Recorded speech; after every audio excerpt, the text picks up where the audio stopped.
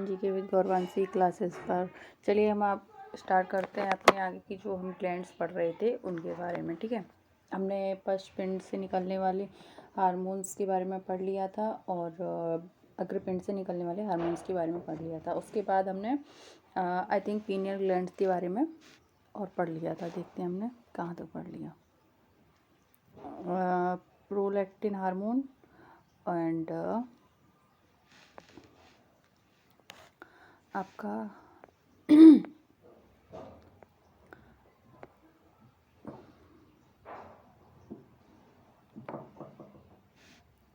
Pineal glands. ठीक है, हमने पीनियल ग्लैंड्स तक पढ़ लिया था। आज हम पढ़ेंगे थायराइड ग्लैंड्स के बारे में। किसके बारे में? थायराइड ग्लैंड्स के बारे में। तो हम स्टार्ट करते हैं अपनी थायराइड ग्लैंड्स।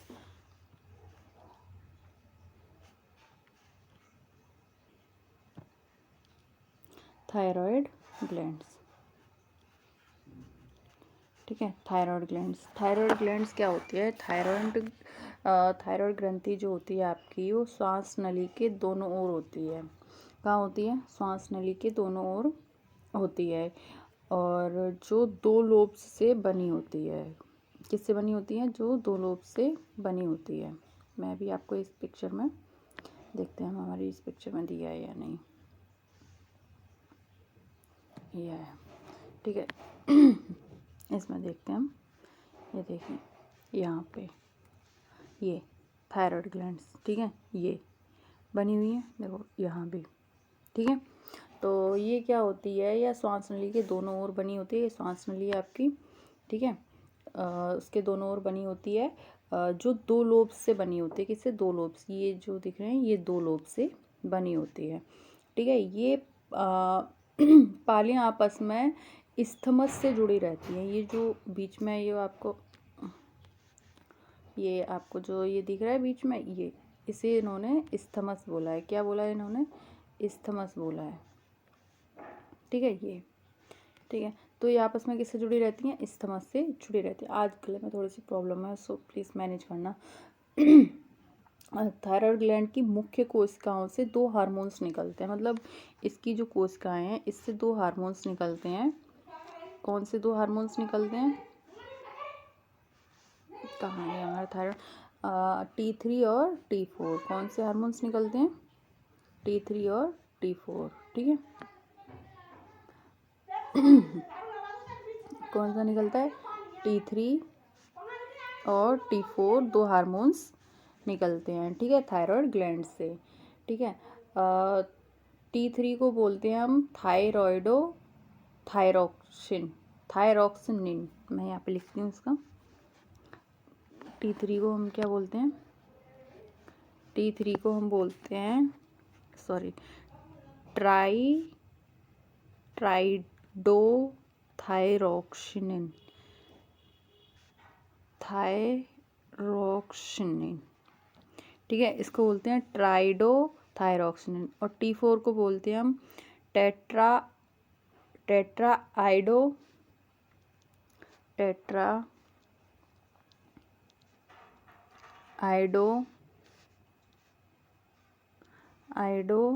थायरॉक्सिनिन या थायरॉक्सिन। इसको हम आप याद रखो कि इसको हम थायरॉक्सिन बोलते हैं। इसको क्या बोलते हैं? थायरॉक्सिन। ऐसे याद रखो आप, थायरॉक्सिन।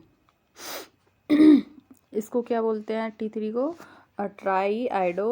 ट्राइआइडो थायरॉक्सिनिन और T4 को बोलते हैं हम थायरॉक्सिन। ठीक है, अब आगे जैसे कि जो आपका ये हार्मोन्स है, ये दोनों T3 और T4, तो मतलब इनके कम स्रावण से या ज़्यादा स्रावण से होता क्या है? ठीक है, तो थायराइड के अल्प स्रावण से क्या होता है? थायराइड जो आपका हार्मोन्स है उसके अल्प स्रावण से होता क्या है? तो उससे हो जाता है आपका घेंघा। ठीक है, घेंघा और क्रेटिनिज्म। क्या हो जाता है? मैं यहाँ पे लिख दे रही हूँ।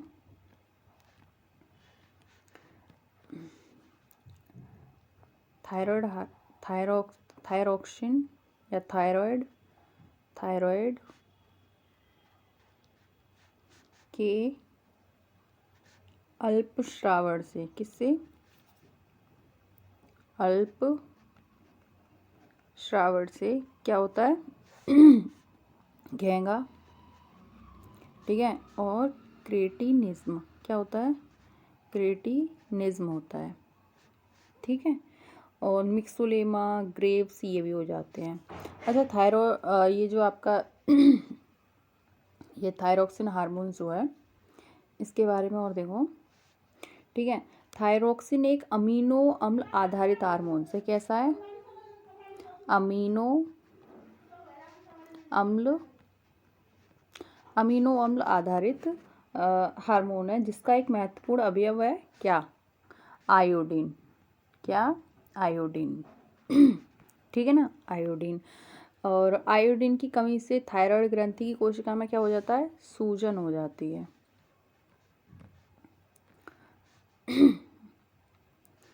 इसकी कमी से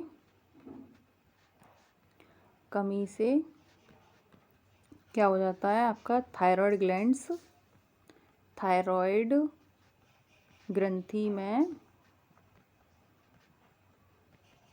में क्या हो जाता है?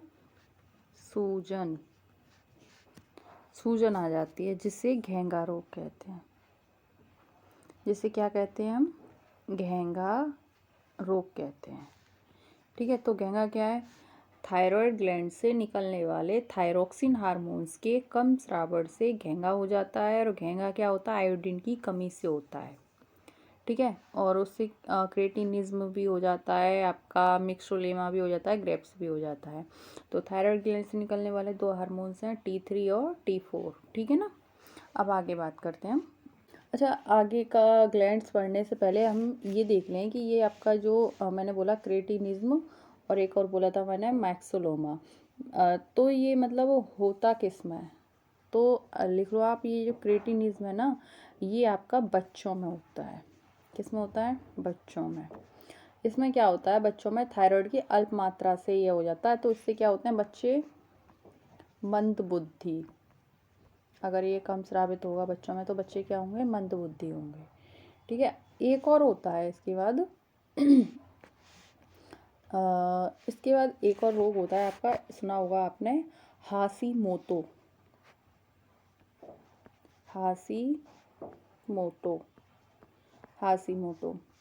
हाशीमोटो क्या है? कभी कभी क्या होता है, किसी संक्रमण चोट लगने से वृद्धावस्था में थायराइड हार्मोन की मात्रा इतनी कम हो जाती है, कहने का मतलब वयस्कों में इतनी कम हो जाती है कि शरीर का जो प्रतिरक्षा तंत्र है ना, वो शरीर को अंग न मानकर बाहरी पदार्थ या विष पदार्थ मानने लग जाता है, ठीक है।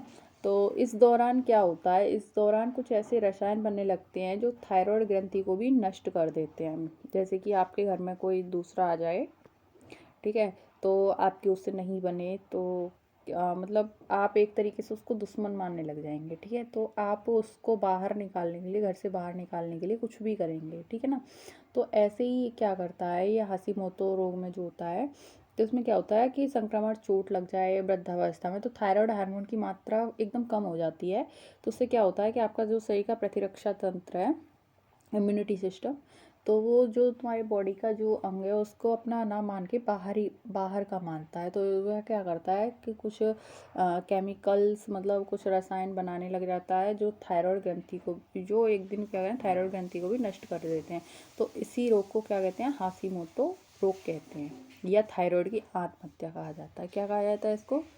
थायराइड की आत्महत्या। जैसे लाइसोसोम को बोलते हैं ना, वैसे ही थायराइड की आत्महत्या। यहाँ मैं लिख दे रही हूँ, थायराइड की आत्महत्या, ठीक है, आत्महत्या। तो ये हो गई थायराइड की आत्महत्या। अब बात करेंगे हम नेक्स्ट ग्लैंड्स। जो नेक्स्ट ग्लैंड है हमारी वो है पैराथायराइड, ठीक है। पैराथायराइड कौन सी? पैराथायराइड। मैंने बताया था पैराथायराइड जैसे कि ये था आपका थायराइड ग्लैंड्स, ठीक है। तो इस पे ये जो चार जो दिखती हैं ये होती हैं आपकी पैराथायराइड। पिक्चर में आप देखना, ठीक है। तो ये होती है पैराथायराइड। पैराथायराइड क्या है? ये ग्रंथि थायराइड ग्रंथि की प्रत्येक लोब पे, मतलब ये एक लोब थी, एक ये इधर लोब थी, इस पे एक जोड़ी होती है, प्रत्येक लोब पे एक जोड़ी होती है, मतलब एक जोड़ी मतलब दो होती हैं। ठीक है, प्रत्येक लोब पे एक जोड़ी उपस्थित होती है और यह सभी कशेरुकियों में, कशेरुकी मतलब मछली को छोड़ के, मैं मच्छी बोल रही हूँ। ठीक है, लिख लो इसको, ये थायराइड ग्रंथि की प्रत्येक लोब पर, थायराइड ग्रंथि की प्रत्येक लोब पर एक जोड़ी, कितना, एक जोड़ी उपस्थित होती है। और ये क्या होता है, यह सभी कशेरुकियों में उपस्थित होती है, किसको छोड़ के, मछलियों को छोड़ के, सभी कशेरुकियों में उपस्थित होती है, सिवाय किसके, मछलियों को छोड़कर, ना कि जोड़कर, मछलियों को छोड़कर। ठीक है, मछलियों को छोड़कर इससे पैराथायरॉयड हार्मोन्स निकलता है। क्या निकलता है इससे, यहाँ लिखिए, पैराथायरॉयड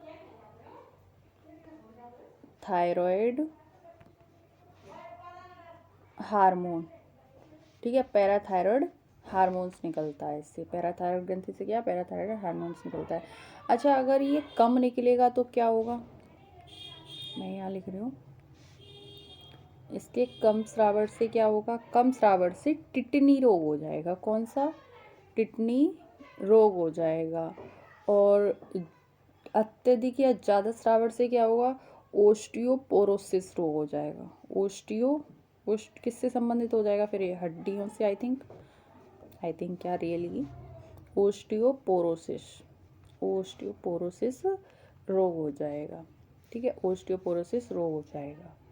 ठीक है, तो आपको इसमें ये एक दो पॉइंट्स याद रखने हैं कि इससे कौन सा हार्मोन निकलता है, तो आपको याद ही नहीं करना है, क्योंकि जब उसका नाम जो है उस वही हार्मोन्स निकलता है, बस इसके स्रावर से क्या, यह सभी कशेरुकियों में पाई जाती है और ये संख्या में 4 होती हैं, जोड़ी में ये 2 होती हैं, और कम अगर ये स्रावित होगा तो टिटनी रोग हो जाएगा, और ज़्यादा होगा तो ओस्टियोपोरोसिस हो जाएगा। ठीक है, और आगे अब बात करते हैं एड्रिनल की, किसकी, एड्रिनल। रीनल से आपको क्या समझ में आता है, रीनल बताइए। तो हम बात करते हैं आपकी एड्रिनल। रीनल से आपको समझ में क्या आता है भाई, बताइए। Renal, adrenal glands, adrenal glands यह ग्रंथि जो होती है, दोनों वृक्क, ये आपकी किडनी होती हैं, ये इस तरीके से, ये, ठीक है, तो इनके ऊपर होती है इस तरीके से, ये इस तरीके से। ठीक है,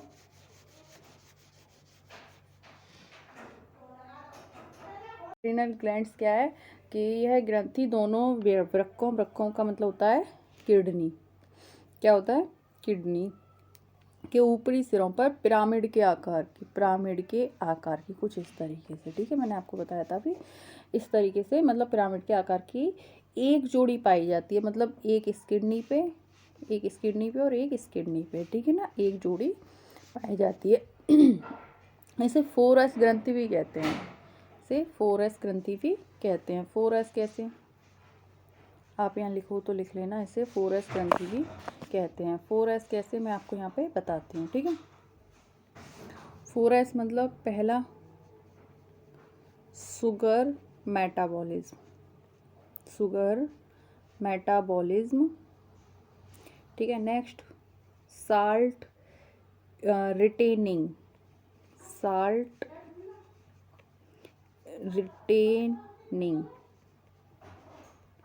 ठीक है, salt retaining. Next sex hormones, कौन सा, सेक्स हार्मोन। ठीक है, सेक्स हॉर्मोन्स। और जो आपका 4th S होता है वो होता है सोर्स ऑफ एनर्जी।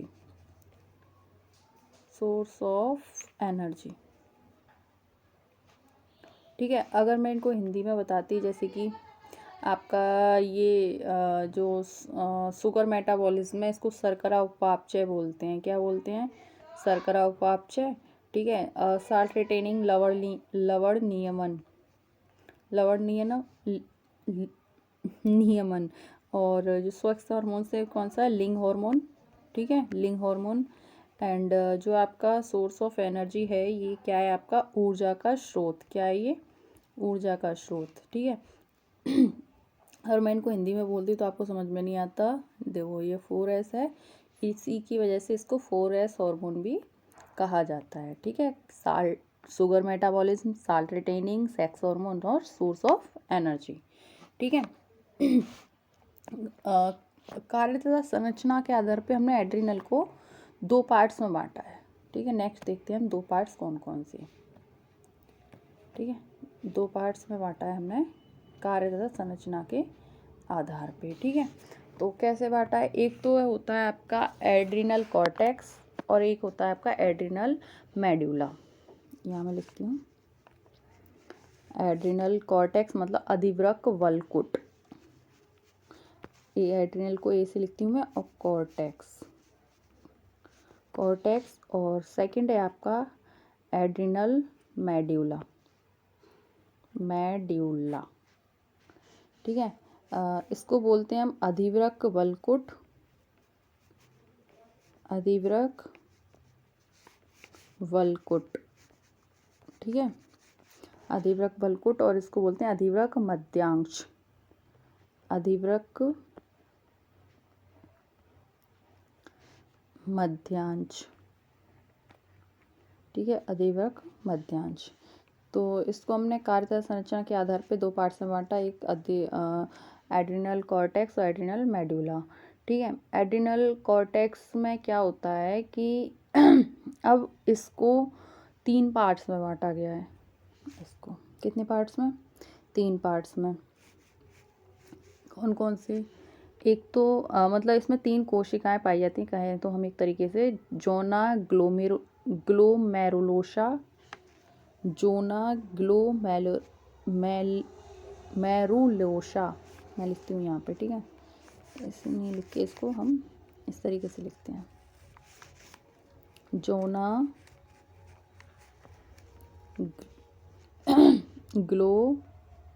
ग्लोमेरुलोसा। ठीक है। सेकंड आपका जोना पेसिकुलेटा, जोना पेसिकुलेटा। ठीक है।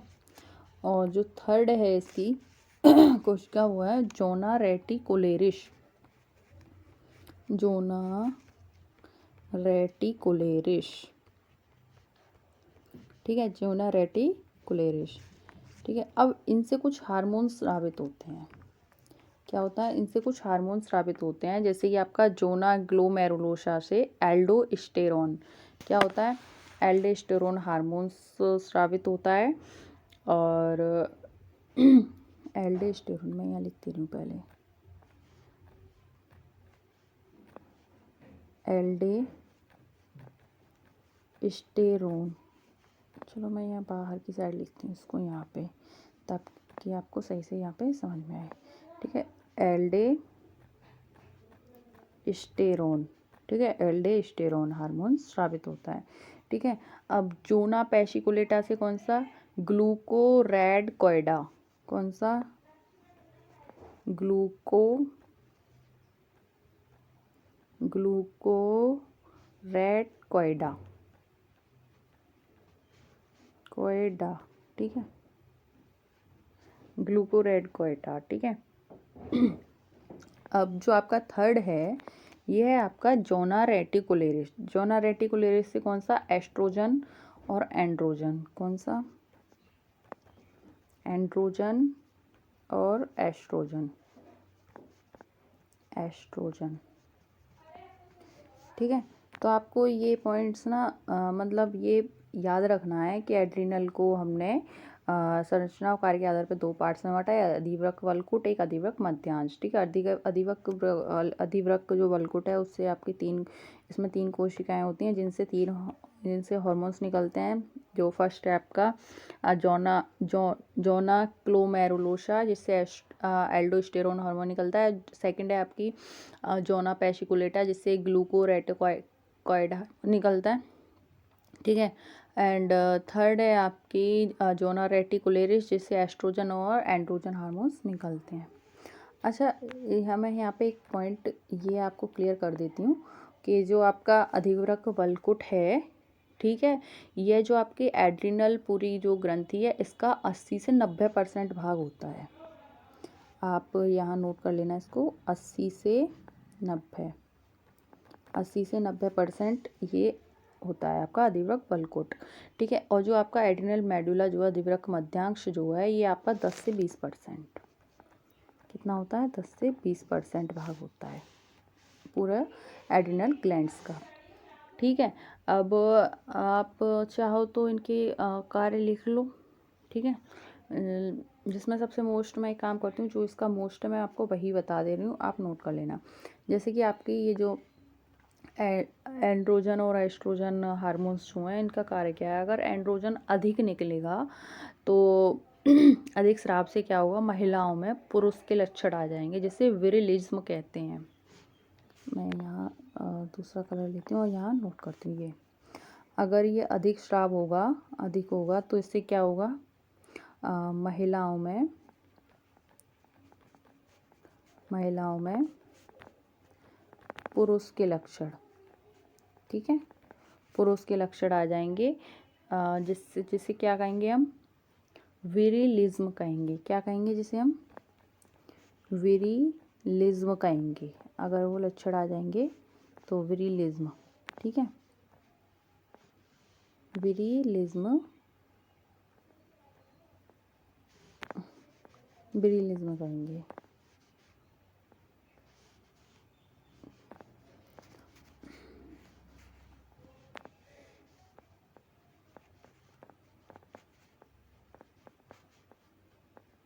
विरिलिज्म बोलेंगे, ठीक है।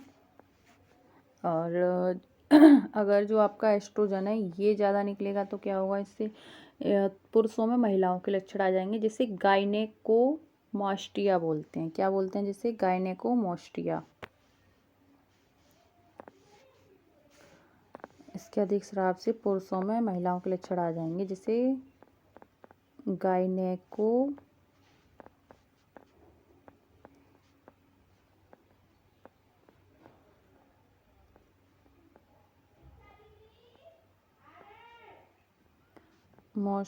बोलते हैं। गायनेकोमास्टिया,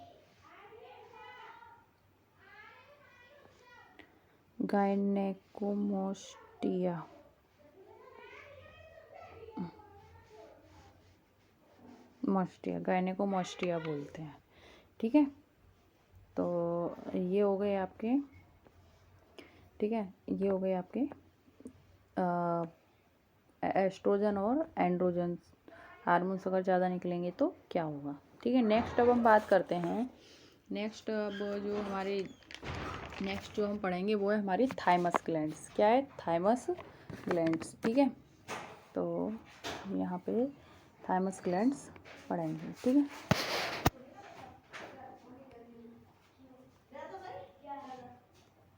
थाइमस ग्लैंड्स के बारे में लिखिए आप। थाइमस ग्लैंड्स क्या होती है, यह हृदय तथा महाधमनी के ऊपर स्थित होती है। अब महाधमनी और हृदय, हम महाधमनी देखें तो एक तरीके से हम देख चुके हैं जब हम श्वसन तंत्र पढ़ रहे थे, ठीक है। और हृदय हम आगे पढ़ेंगे। इसके बाद जो हमारा ग्लैंड्स के बाद जो टॉपिक होगा वो आपका सर्कुलेटरी सिस्टम होगा, ब्लड सर्कुलेटरी सिस्टम, ठीक है। तो आप इसमें लिखिए कि यह हृदय तथा महाधमनी के ऊपर स्थित होती है। यह थाइमोसिन नामक हार्मोन्स का स्रावण करती है। थाइमोसिन नामक हार्मोन का स्रावण करती है, जो शरीर में टी लिम्फोसाइड की मात्रा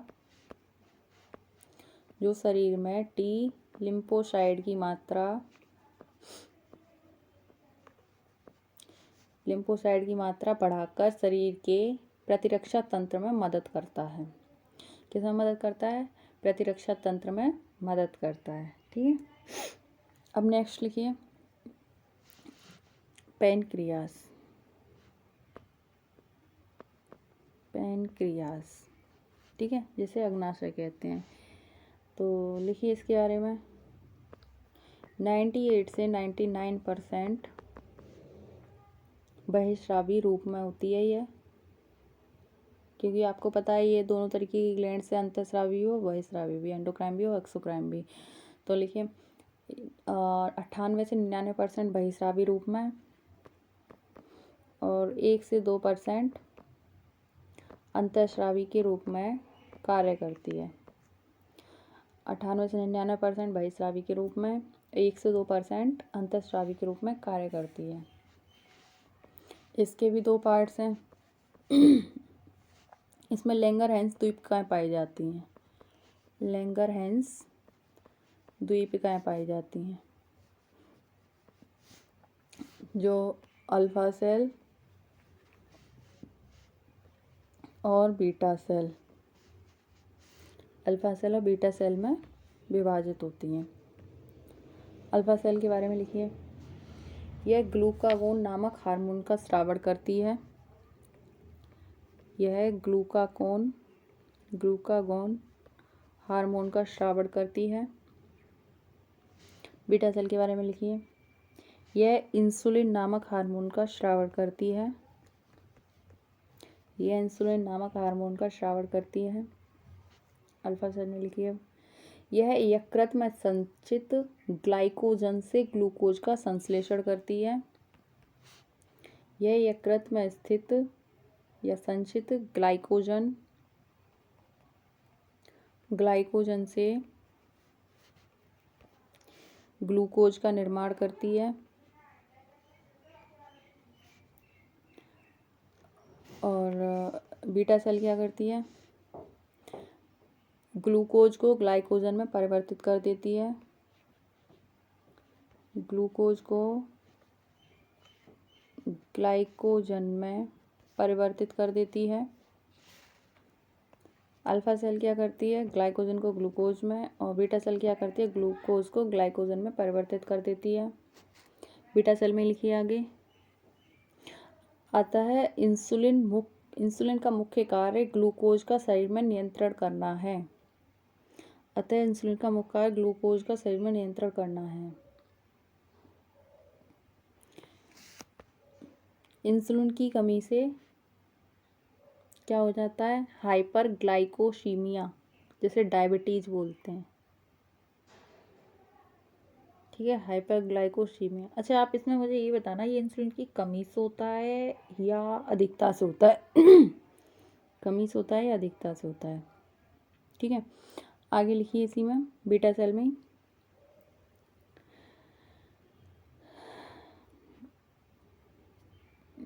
इतना ही है बस जो मैंने बताया, बस आप इसी को याद रखना कि हाइपरग्लाइकोसीमिया, जिसे डायबिटीज़ बोलते हैं, वो इंसुलिन की अधिकता से हो जाता है या कमी से हो जाता है, ठीक है ना। चलिए नेक्स्ट लिखिए अब। नेक्स्ट जो आपका गोनेट्स, क्या है? गोनेट्स, जिसे क्या कहते हैं? जनन अंग, ठीक है। मैंने बताया ये 2 था आपका, टेस्टिकल्स और ओवेरी, और उसमें ये प्लेसेंटा आ जाएगा, ठीक है। टेस्टिकल के बारे में लिखिए आप, ब्रशर जिसे बोलते हैं, ठीक है। हम यहाँ ब्रशर नहीं पढ़ रहे हैं, सिर्फ ग्लैंड्स के बारे में पढ़ रहे हैं, ठीक है, टेस्टिकल्स। पहले तो आप गोनेट्स के बारे में लिख लो। जनन अंगों का मुख्य कार्य युग्मकों का निर्माण करना है। जनन अंगों का मुख्य कार्य युग्मकों का निर्माण करना है, किंतु ये जनन अंग लिंगों का निर्धारण करते हैं। किंतु ये जनन अंग लिंगों का निर्धारण करते हैं। अब लिखिए वृषण के बारे में। पुरुषों में नर हार्मोन्स एंड्रोजन का स्रावण होता है। अभी हमने पीछे एंड्रोजन देखा था, ठीक है। तो क्या होता है? ये एंड्रोजन का स्रावण होता है। एंड्रोजन के बारे में क्या था? देखिए यहाँ देखते हैं हम, यह है, देखिए, ठीक है, ये देखो एंड्रोजन क्या होता है? महिलाओं पुरुषों के लक्षण आ जाते हैं और इसे विरिलिज्म कहते हैं, ठीक है। तो इसके बारे में लिखिए आप, प्रेशर के बारे में। पुरुषों में नर हार्मोन एंड्रोजन का स्रावण होता है। एंड्रोजन नर में उपस्थित एक जोड़ी वृषण कोष से एंड्रोजन नर में उपस्थित एक जोड़ी वृषण कोष से स्रावित होते हैं।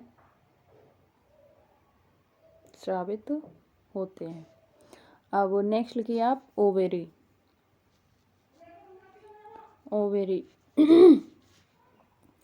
लिखिए, स्त्रियों में अंडाशय द्वारा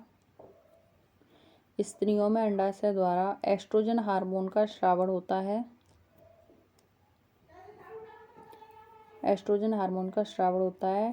एस्ट्रोजन स्त्रियों का मुख्य लिंग हार्मोन है। एस्ट्रोजन स्त्रियों का मुख्य लिंग हार्मोन है। आगे लिखिए, प्रोजेस्टेरॉन निषेचन को संभव बनाने तथा गर्भ को धारण करने में मदद करता है।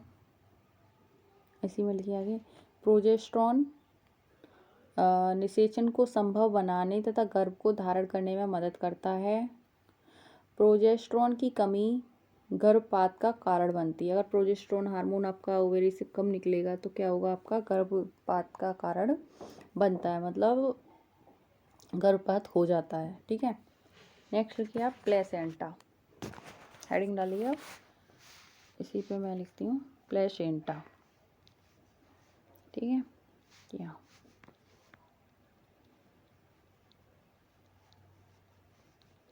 प्लेसेंटा के बारे में लिखिए। प्लेसेंटा क्या है? गर्भधारण के पश्चात माँ से बच्चे को मिलने वाले पोषण को सुनिश्चित करने के लिए इसका निर्माण होता है। इसके द्वारा HCG ह्यूमन कोरियोनिक और गोनेडोट्रोपिन, मैं यहाँ लिखती हूँ,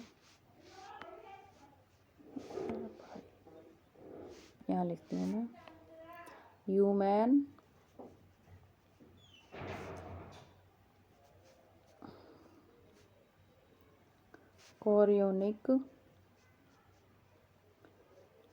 कोरियोनिक ऐसी है, गोनेडोट्रोपिन।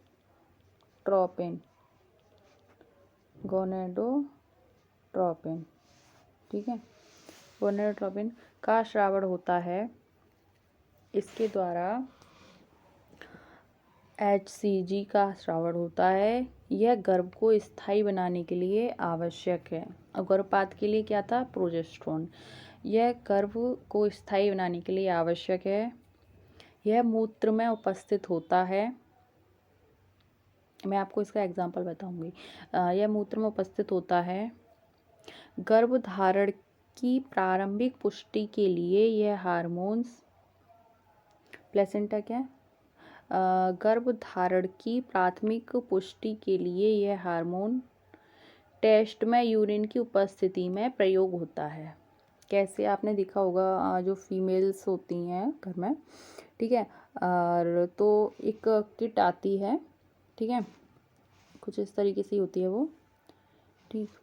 तो जो किट होती है तो उसमें प्रेगनेंसी श्योर करने के लिए, प्रेगनेंसी श्योर के नाम से जो किट आती है, यहाँ ये इस तरीके से लाइन होती हैं, ठीक है, और यहाँ ये एक होल होता है, ठीक है।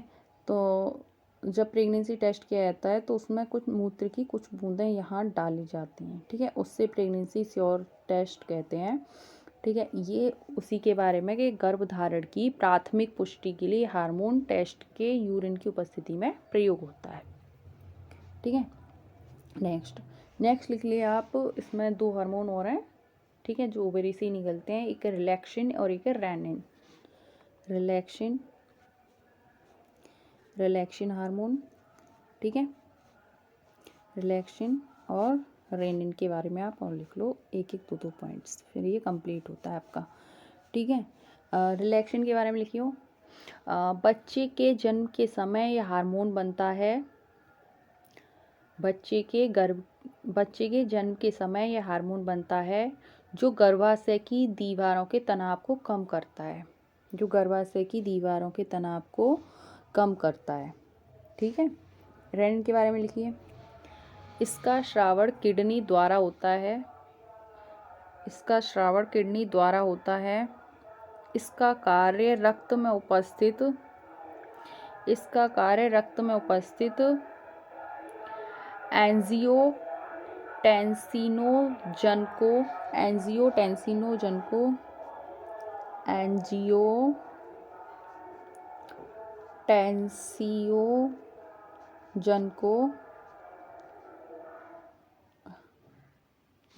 टेंसियोजन को एंजियोटेंसिन में परिवर्तित। इसका कार्य क्या है? एंजियोटेंसिनोजन को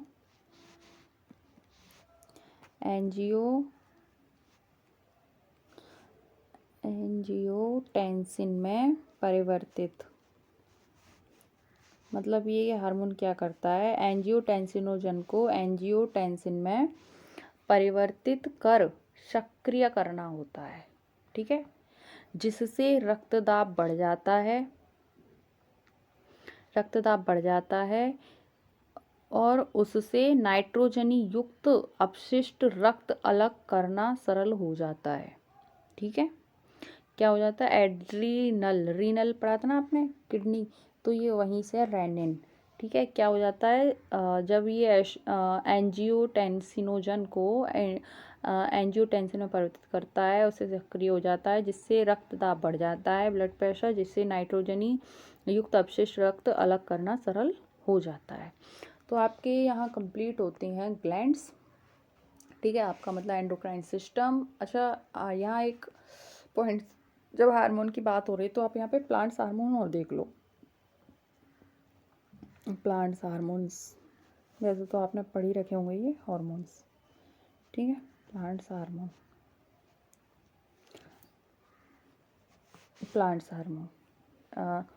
इसमें प्लांट्स हार्मोन में आपके सिर्फ 4-5 हार्मोन है। जैसे पहला लिखो आप ऑक्सिन के बारे में लिखो। यह प्राथमिक वृद्धि हार्मोन है जो तने की लंबाई के लिए उत्तरदायी है। यह फोटोट्रॉपिक हार्मोन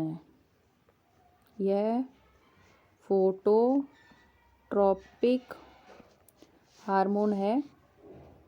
ठीक है, नेक्स्ट लिखिए सेकंड नंबर। ये फर्स्ट हो गया, सेकंड लिखो जिब्रेलिन या गिब्रेलिन। भी बोलते हैं इसे। ठीक है, ये लिखो। यह तने की मोटाई में वृद्धि करता है, अर्थात द्वितीयक वृद्धि के लिए उत्तरदायी है। प्राथमिक वृद्धि क्या हो गई, जो हमने ऑक्सिन हार्मोन से देखी, लंबाई, तने की लंबाई के लिए। यह तने की मोटाई में वृद्धि करता है, अर्थात द्वितीयक वृद्धि के लिए उत्तरदायी है। यह पार्थिनोकार्पी के उत्पादन में सहायक होता है। पार्थिनोकार्पी क्या होता है? पार्थिनोकार्पी का मतलब होता है बीज रहित फल। ठीक है, बीज रहित फलों के उत्पादन में सहायक होता है। नेक्स्ट लिखिए अगला हार्मोन एथाइलिन।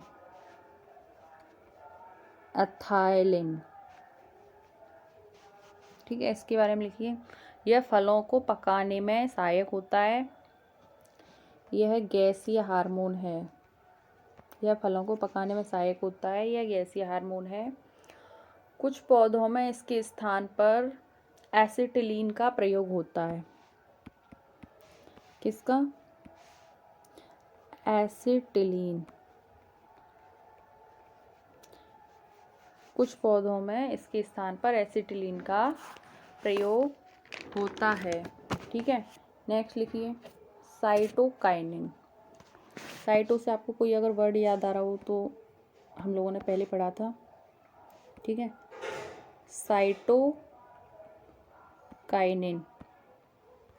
साइटोकाइनिन कोशिका विभाजन में होता है, ये पढ़ा था हमने कोशिकाओं में, ठीक है। कोशिका विभाजन में सहायक होता है, इसका प्रमुख कार्य कोशिका विभाजन है। आगे लिखिए फ्लोरीजेन या फ्लोरीगैन, ठीक है, फ्लोरीगैन, फ्लोरीगैन, ठीक है। लिखिए यह पुष्पीकरण के लिए उत्तरदायी है, यह पुष्पीकरण के लिए उत्तरदायी है, ठीक है। नेक्स्ट लिखिए एब्सिसिक एसिड या stress hormones, abscisic acid, abscisic acid या स्ट्रेस,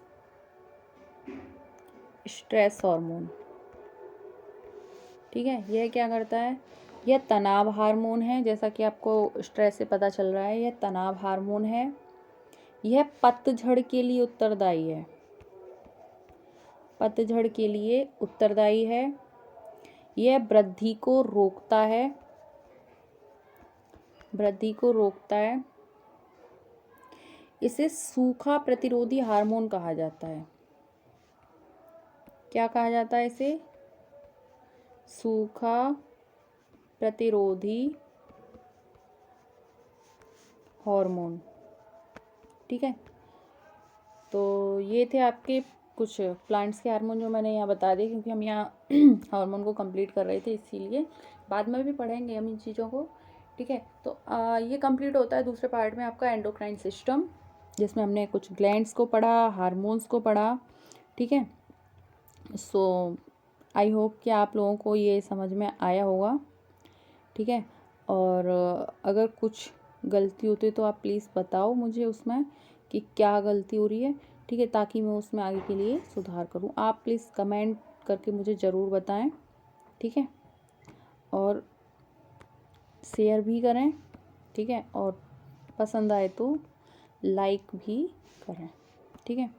तो हमारा यहाँ एंडोक्राइन सिस्टम का सेकंड पार्ट कंप्लीट होता है, ठीक है। देखिए ये पेनक्रियाज है आपकी, ठीक है। एड्रिनल ग्लैंड्स मैंने बोला था ना आपको, पिरामिड आकार की होती है, उसके ऊपर क्या नाम है आपका, ये वृक्क के ऊपर, ठीक है। ये देखिए, और ये ओवरी, ठीक है, और ये आपका प्लेसेंटा।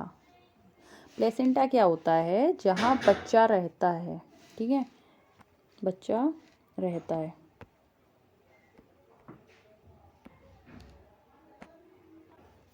आपको अगर ये समझ में ना आया तो आप एक बार इस पिक्चर से भी देख लेना। ये तो वो टेस्टिकल्स होता है, ठीक है ना, यहाँ प्लेसेंटा होता है। प्लेसेंटा क्या होता है, गर्भनाल के मतलब गर्भावस्था के दौरान जिससे बच्चे को भोजन मिलता है, ठीक है। तो मेरी तरफ से ये एंडोक्राइन सिस्टम आज आपका फिनिश होता है, ठीक है। नेक्स्ट जो टॉपिक पढ़ेंगे हम, वो पढ़ेंगे ह्यूमन सर्कुलेटरी सिस्टम, ठीक है। तो आप मुझे बताना कि रक्त समूह की खोज और रक्त परिसंचरण तंत्र की खोज किसने की थी, ये आपके लिए नेक्स्ट क्वेश्चन है, ठीक है। चलिए, टेक केयर।